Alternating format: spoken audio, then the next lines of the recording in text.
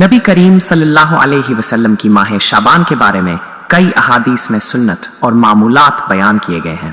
माह शाबान में कसरत से रोजे रखना उम्मुल मोमिनीन हजरत आयशा रजी अल्लाहु अन्हा फरमाती हैं, मैंने नबी करीम सल्लल्लाहु अलैहि वसल्लम को रमजान के अलावा किसी महीने में ज्यादा रोजे रखते नहीं देखा जितना आप सल्लल्लाहु अलैहि वसल्लम शाबान में रखते थे, बल्कि आप सल्लल्लाहु अलैहि वसल्लम पूरा शाबान रोजे रखते थे।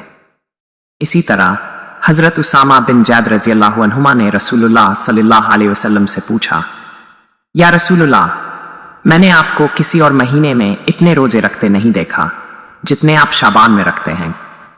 आप सल्लल्लाहु अलैहि वसल्लम ने फरमाया, यह ऐसा महीना है जो रजब और रमजान के दरमियान आता है और लोग इससे गाफिल रहते हैं।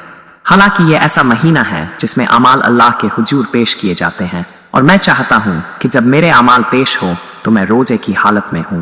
निस्फ़े शाबान की फजीलत रसूलुल्लाह सल्लल्लाहु अलैहि वसल्लम ने फरमाया, अल्लाह ताला निस्फ़े शाबान की रात को आसमान दुनिया पर नुजूल फरमाता है और कबीला बनु कल्ब की बकरियों के बालों से भी ज्यादा लोगों को बख्श देता है।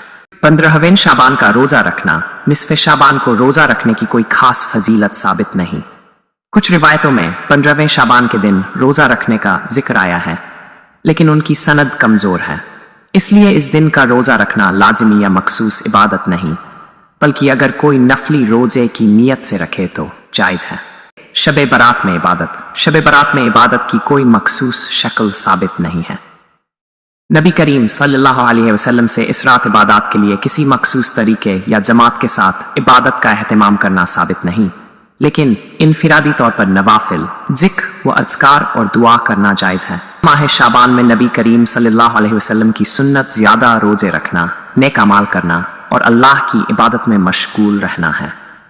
निस्फ़े शाबान की रात की फजीलत भी साबित है, मगर इस रात इबादत का कोई मखसूस तरीका मुकर्रर नहीं किया गया।